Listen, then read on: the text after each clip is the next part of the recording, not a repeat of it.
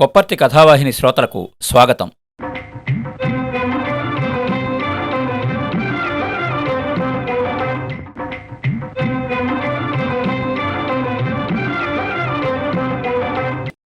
కథామ్మానికి నమస్కారం.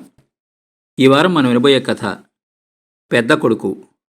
రచయిత కీర్తిశేషులు బెహరా వెంకట సుబ్బారావు గారు. ఈ కథ మీకు వినిపించబోయే ముందు వెంకట సుబ్బారావు గారి గురించి, వారి అబ్బాయి సత్యనారాయణమూర్తి గారి గురించి కొన్ని మాటలు చెప్పాలి. బెహరా వెంకట సుబ్బారావు గారు కళింగాంధ్ర ప్రాంతానికి చెందిన సుప్రసిద్ధ కథా రచయిత. ఆయన పోస్టల్ డిపార్ట్మెంట్లో పోస్ట్ మాస్టర్గా పనిచేసేవారు. మా నాన్నగారు కూడా వెంకట సుబ్బారావు గారే, ఆయన పేరు కూడా. ఆయన కూడా పోస్టల్ డిపార్ట్మెంట్లో పోస్ట్ మాస్టర్గా పనిచేశారు. వీరిద్దరికీ ప్రత్యక్ష పరిచయం ఉన్నదో లేదో నాకు తెలియదు, కానీ మా నాన్నగారి నోట బెహరా వెంకట సుబ్బారావు గారి పేరు నేను చాలాసార్లు విన్నాను. ఆయన మంచి కథా రచయితని, చాలా పత్రికల్లో ఆయన కథలు వస్తూ ఉంటాయని అనేవారు. అయితే వారి పరిచయం గురించి మాత్రం ఏమీ చెప్పిన గుర్తులేదు.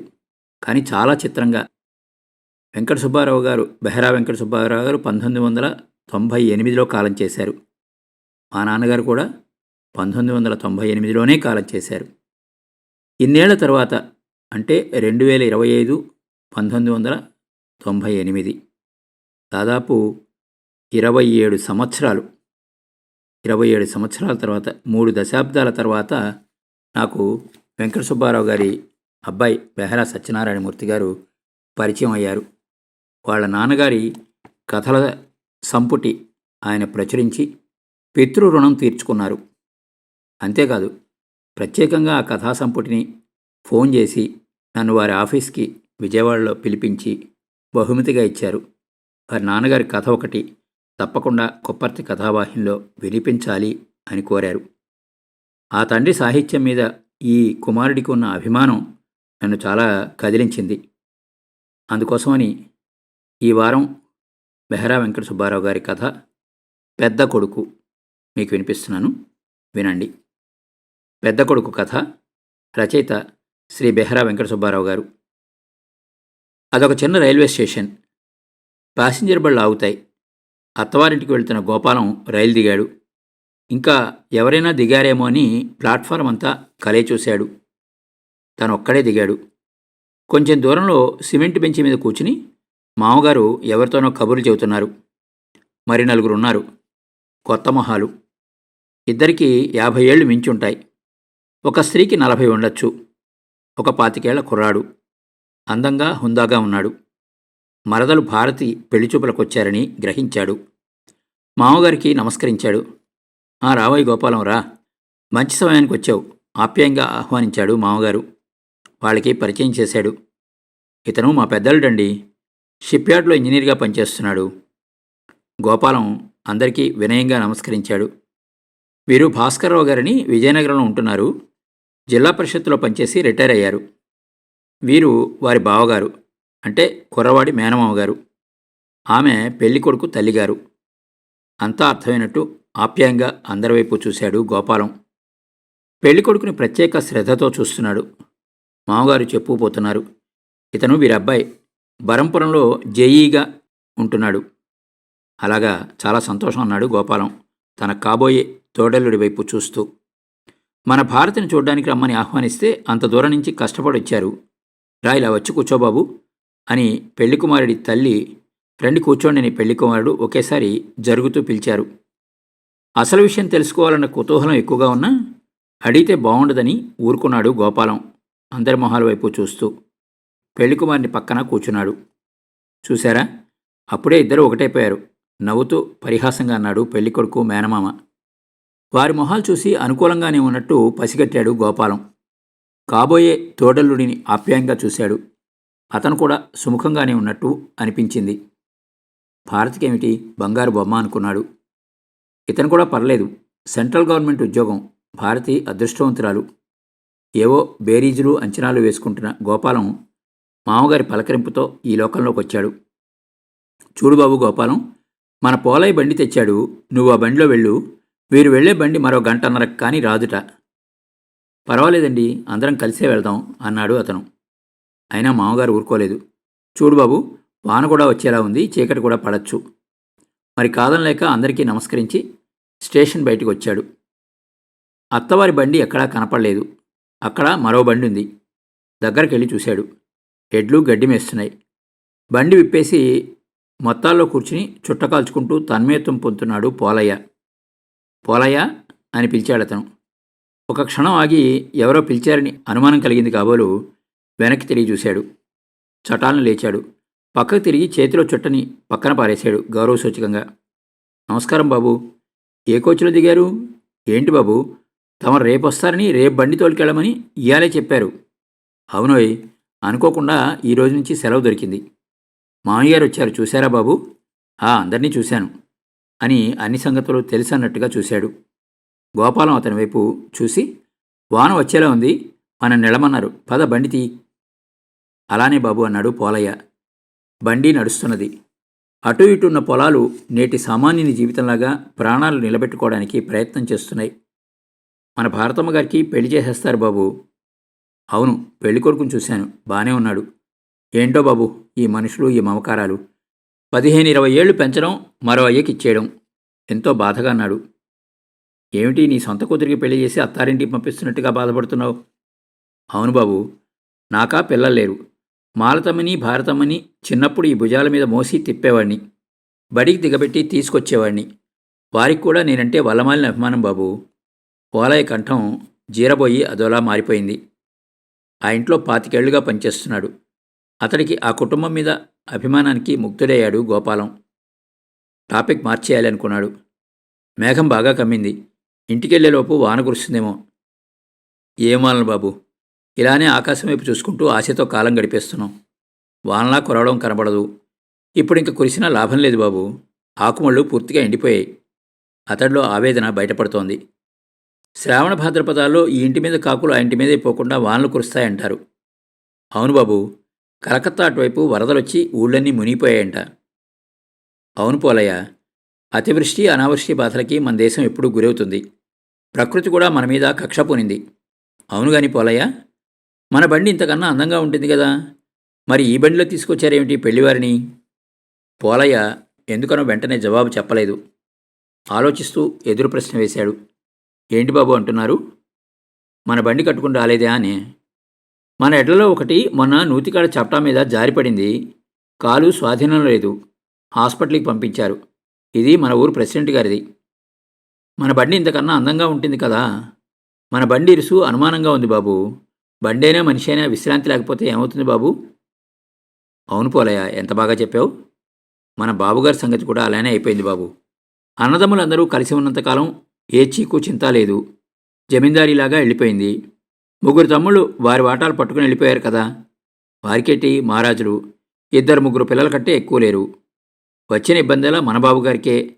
ఎదలోని బాధని వ్యక్తం చేసుకుపోతున్నాడు. అత్తవారి కుటుంబ పరిస్థితి తనకన్నా అతనికి ఎక్కువ తెలుసు మరి. సరేలే, మన వాళ్ళ భూములు చెరువుకి కిందనేగా, అవి ఎలా ఉన్నాయి? చూడండి బాబు, ఊరి దగ్గరగా వచ్చేసాం. ఇవన్నీ చెరువు కింద భూములే. చెరువులో నీరుంటే కదా బాబు. 4 ఏళ్ల నుంచి ఇదే వరుస. ఈ ఏడు కూడా నిరాశే. ఈ రోజుల్లో భూమిని సగం ధరకిస్తామన్నా కొనేవారు లేరు. ఇలాంటి సమయంలో బాబుగారు పెళ్లి తలపెట్టుకున్నారు. ఎలా అవుద్దో ఏమిటో. అయితే భూమి కొంత అమ్మేద్దాం అనుకుంటున్నారా పోలయ్య? ఏమో తెలియదు బాబు, ఏం చేస్తారో. 5,000 కట్నం, పైగా లాంఛనాలు, పెళ్లి ఖర్చులు 5,000 అడిగారా? అవును బాబు, ఈ రోజుల్లో డబ్బుకు విలువేది. అవును పోలయ్య, నిజం చెప్పావు. ఇల్లు చేరేసరికి చీకటి పడిపోయింది. పెద్ద బావమరిది ఆదరంగా ఆహ్వానించాడు. బావగారిని చూడగానే, రండి బావగారు, ఇంకా మీ ఉత్తరం ప్రకారం రేపు స్టేషన్కి బండి పంపాలి అని అనుకుంటున్నాం. లోపలికి తీసుకెళ్లి మడత కుర్చీ వేశాడు కూర్చోమని. తండ్రిని చూసి పిల్లలిద్దరూ వాటేసుకున్నారు. పోలయ్య బ్యాగ్ గదిలో పెట్టి పెరటి వైపు పరిగెత్తాడు. మాలతమ్మగారు, ఎవరిని తీసుకొచ్చానో చూశారా అంటూ. పెరట్లో మాలతి, భారతి సన్నజాజి పందిరి దగ్గర ఉన్నారు. అటువైపు వస్తున్న గోపాలం అత్తగారు రాకని గమనించలేదు. అమ్మా నాన్న అంతా బాగున్నారా బాబు? కాఫీ ఇస్తూ కుశల ప్రశ్న వేశారు అత్తగారు. అంతా బాగున్నారండి. ఇప్పుడు కాఫీ ఏమిటండి అంటూనే కాఫీ గ్లాసు అందుకున్నాడు. మీ పెద్ద బావమరిదికి పరీక్షలు, భోజనం చేసి చదువుకుంటానన్నాడు. నీకు కూడా పెట్టేశాను. మీ మామగారు రావడం ఆలస్యం అవుతుంది, ట్రైన్ లేట్ కూడా. భోజనం చేసి గదిలోకి వచ్చాడు గోపాలం. పెద్ద బావమరిది చదువుకునేందుకు అతని గదిలోకి వెళ్ళాడు. భారతికి మాలతికి అత్తగారు వడ్డిస్తున్నారు. ఆఖరి బావమరుదులు ఇద్దరూ వచ్చారు. గదిలోకొచ్చి ఏవేవో కబుర్లు చెబుతున్నారు. బావగారు, మీకు మాలతక్కకి మంచి బట్టలు తీశారు నాన్న. మీ సూట్కి 300 రూపాయలు, అక్క చీరకి 200 రూపాయలు అయ్యాయి అని ఒక బావమరిది అన్నాడు. ఉత్సాహంగా వింటున్నాడు గోపాలం ఏమీ జవాబు చెప్పకుండా. రెండోవాడు అందుకున్నాడు. మాకు కూడా మంచి బట్టలు కొన్నారు బావగారు. పండక్కి డబ్బు లేదని నాన్నగారు బండెడ్లను అమ్మేశారు. ఏమిటేటో చెప్పుపోతున్నారు పిల్లలు. గోపాలం తల మీద పిడుగుపడ్డట్టయింది ఆ మాట వినగానే. ఆలోచిస్తూ ఉండిపోయాడు. తాను పండక్కి రావడం కుదరదని రాసేస్తే ఎంత బాగుండేది. ఆడపిల్లలకి అల్లుడికి ముద్దు ముచ్చట్లు చేయాలని ఏ అత్తవారికి ఉండదు. పెళ్ళై 6 ఏళ్ళై 2 పిల్లలు పుట్టినా పిలిచిన ప్రతి పండక్కి వెళ్ళడం తందే తప్పేమో. వీధి తలుపు చప్పుడైంది. తనే వెళ్ళి తలుపు తీశాడు. మామగారు, ఏం బాబు, భోజనం చేశావా? ఏం బళ్ళో ఏమిటో, ఎంత ఆలస్యమైందో చూడు అంటూ లోపలికొచ్చారు. భోజనం చేస్తుంటే తను పక్కనే కూర్చున్నాడు. పెళ్లివారి కబుర్లు వివరంగా తెలుసుకునేందుకు. అంతా నిశ్శబ్దం. మామగారి భోజనం అయిపోతోంది కానీ ఎవరూ ఆ విషయం ప్రస్తావించలేదు. మాలతి కొంచెం దూరంలో మంచం మీద పిల్లల్ని జోకొడుతోంది. భారతి మాత్రం వంటింటి తలుపు పక్కన నిలబడి ఉంది. అది గమనించిన గోపాలం తనే మొదలుపెట్టాడు. అయితే అబ్బాయి నచ్చుకున్నట్లేనా? నచ్చుకోవడాలయ్యాయి, ఇక ఇచ్చిపుచ్చుకోవడాల దగ్గరే ఉన్నది ముక్తసరిగా నీరసంగా అన్నారు మామగారు. అతని ధోరణి చూసి అదోలా అయిపోయాడు గోపాలం. అంతా బానే ఉంది కానీ కట్నం 5,000 కావాలంటున్నారు. ఇంకా వెండి చెంబు కంచం అన్నిటికీ కలిపి 10,000 ఉండాలి అన్నది అత్తగారు చారు వడ్డిస్తూ. ఏమిటి ఆలోచించారు? ప్రశ్నించాడు తనే.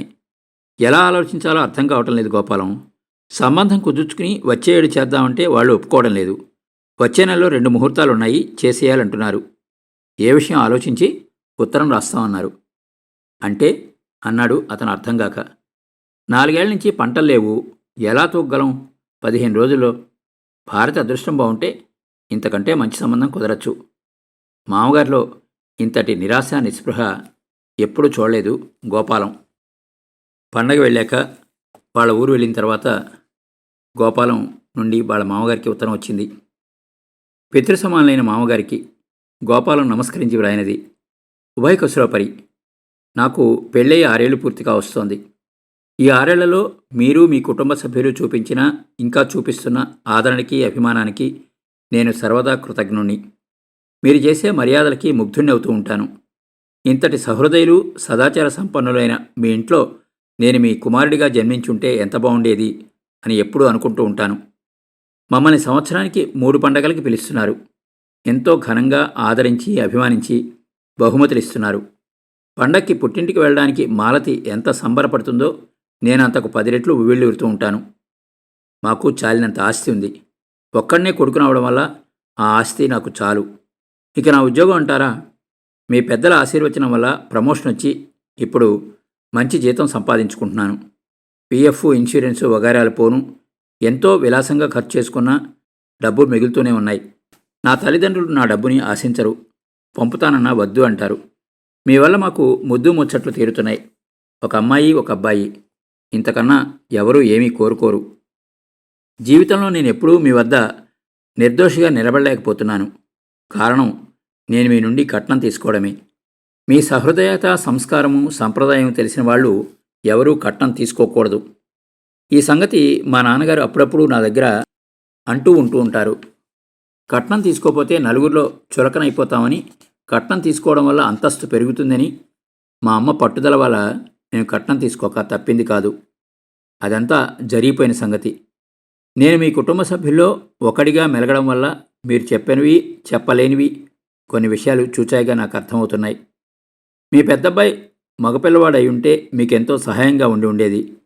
మొదట 3 ఆడపిల్లలు, తర్వాత 3 మగపిల్లలు అవడం వల్ల మగపిల్లలు చేతికి అందలేదు. మరదలు భారతి పెళ్లి కుదిరినందుకు నేనెంతో సంతోషించాను. నా తోడలుడు నా హోదాకు, అంతస్తుకు సరైన వాడిని ఎంతో ఆనందించాను. కానీ మీరు కట్నం ఎక్కువ అని ఆలోచిస్తూ ఆ సంబంధం వదులుకుంటామంటున్నారు. మీకు ఎదురు చెప్పే ధైర్యం కానీ, చనువు కానీ లేక అప్పుడు నేనేమీ మాట్లాడలేదు. నేను సంపాదించిన డబ్బులు ఒక 10,000 చెక్కు ఇందులో కలిపి పంపుతున్నాను. పెళ్లివారు అడిగిన కట్నాలకు, లాంఛనాలకు ఒప్పుకొని వచ్చే నెలలో 8వ తారీఖు ముహూర్తమే ఖాయపరచమని సవినయంగా కోరుతున్నాను. నా దగ్గర డబ్బు తీసుకోవడానికి మీరు ఇచ్చగించరు. అది నాకు తెలుసు. ఇది కేవలం నా మరదల పెళ్లికి సహృదయంతో సమర్పించే కానుక. మీరు అపార్థం చేసుకోకుండా, అన్యథా భావించకుండా స్వీకరిస్తారని నమ్ముతున్నాను. పెద్దలుడు పెద్ద కొడుకుతో సమానమని అంటారు. మామగారు ఇబ్బందుల్లో ఉన్నప్పుడు ఆదుకుని సహాయం చేయడం అవకాశం ఉన్న ప్రతి అల్లుడి ధర్మం అని నమ్ముతున్నాను. మీరు డబ్బు తీసుకోవడానికి ఇష్టం లేకపోతే వీలున్నప్పుడు నా డబ్బులు నాకు తిరిగి ఇచ్చేయండి. నిస్సంకోచంగా నేను తీసుకోగలవాడని. ఈ సంబంధం మాత్రం వదులుకోవద్దు. మీ నుండి శుభలేఖే జవాబుగా వస్తుందని ఎదురుచూస్తున్నాను. ఇట్లు మీ అల్లుడు గోపాలం. కళ్ళజోడు తీసి ఉత్తరేయంతో కళ్ళొత్తుకుంటున్న భర్తను చూసి దగ్గరకొచ్చింది పార్వతమ్మ గారు. ఏమండి, పోషయ్య మళ్ళీ రిజిస్టర్ నోటీస్ ఇచ్చాడా డబ్బు కోసం? కాదు అన్నాడు ముక్తసరిగా. మరి ఏంటి అలా ఉన్నారు? అర్థంగాక ఆదుర్దాగా అడిగింది పార్వతమ్మ గారు. మనవాడి దగ్గర నుంచే. మనవాడెవరండి? రిజిస్ట్రీ పంపిస్తాను. ఆమె మరీ కంగారు పడింది. మన పెద్ద కొడుకు దగ్గర నుంచి అని మాత్రం అనగలిగారు ఉత్తరం ఆమె చేతిలో ఉంచుతూ.